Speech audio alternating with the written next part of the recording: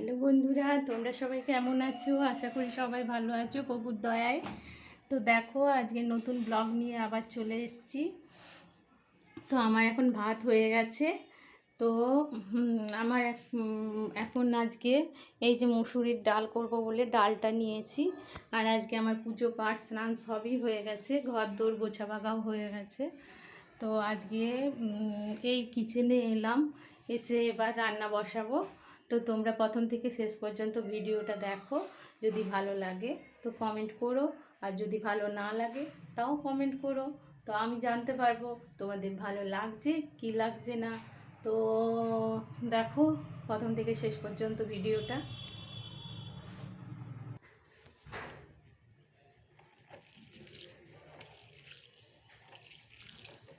বন্ধুরা, মুসুরির ডালে এত সাদা পাউডার থাকে, এটাকে 3-4 বার না ধুলে না একদম হয় না।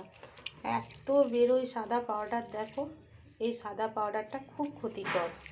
আমি ওই জন্যে যে কোনো ডাল 3-4 বার করে ধুই, বিশেষত মুগ ডালে তো প্রচুর থাকে। এই রকম লোগড়ে লোগড়ে না ধুয়ে নিলে পাউডারটা ভালো বেরোয় না। দেখেছো কত পাউডার।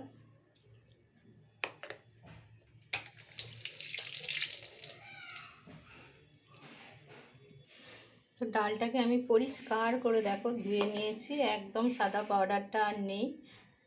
ওটা দেয় ডালটাকে যাতে অনেক দিন পর্যন্ত স্টে করা যায়, ওই জন্য এই ডালটাকে ভালো করে না ধুয়ে নিলে ওই কেমিক্যালগুলো আমাদের পেটে চলে যাবে। তাই আমি প্রতিদিন ডাল ভালো করে ধুয়ে নিই, 3-4 বার 5 বার করে।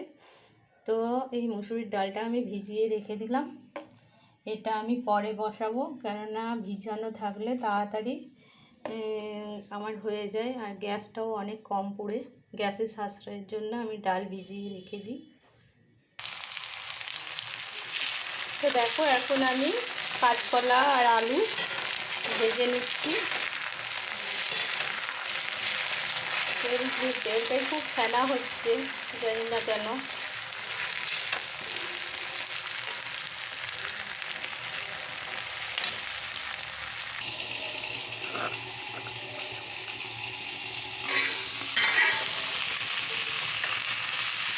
এটা আমার ছেলের জন্য বানাচ্ছি আলু ভাজাটা। ও ডাল আলু ভাজা দিয়ে রুটি খাবে। রুটিটাও আমি আটাটা মেখে নেবো এবার।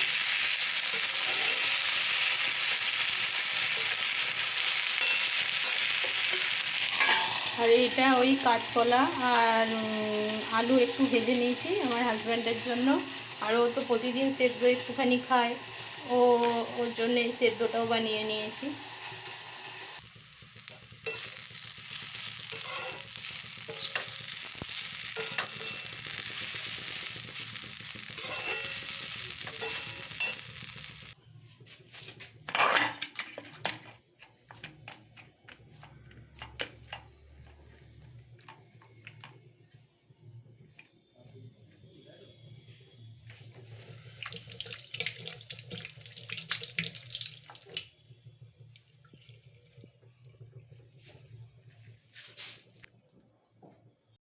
তো বন্ধুরা, আমি এখন এই যে গ্যাস ট্যাস সব পরিষ্কার করে নেব।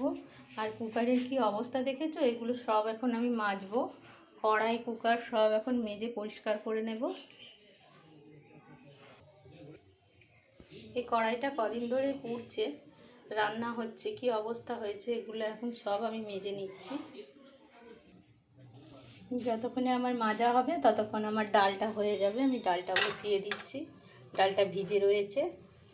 তো দেখো অনেকক্ষণ ধরে ডালটা ভিজে গেছে বলে, ডালটা অনেকটা ভিজে গেছে। ডালে নুন হলুদ লঙ্কা দিয়ে বসিয়ে দিলাম, পরে একটু তড়কা লাগিয়ে দিলেই হয়ে যাবে।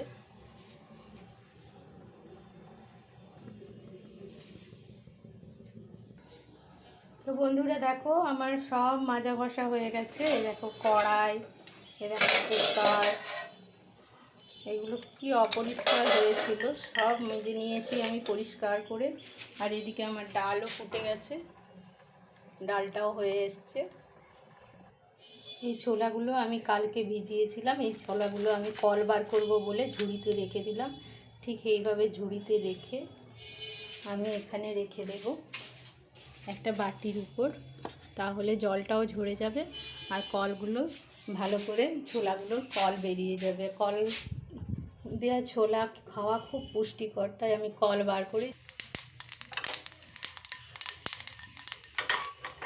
এবার দেখো আমি এই ডালের তড়কা দেওয়ার জন্য জিরের তেল, জিরে লঙ্কার তেল করে নিয়েছি, এটা ডালে দিয়ে দেব।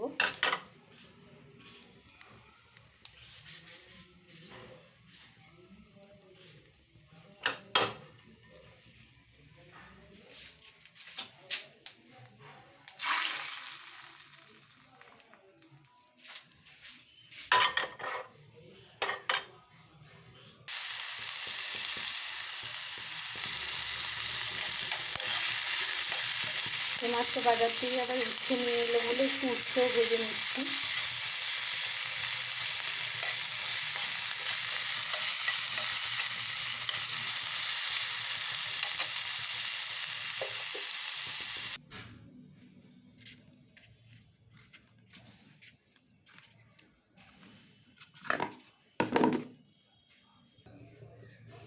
তো বন্ধুরা, আমার হাজব্যান্ডের জন্য খাবার সব রেডি করে নিয়েছি, এবার ওকে খেতে দিয়ে দেব।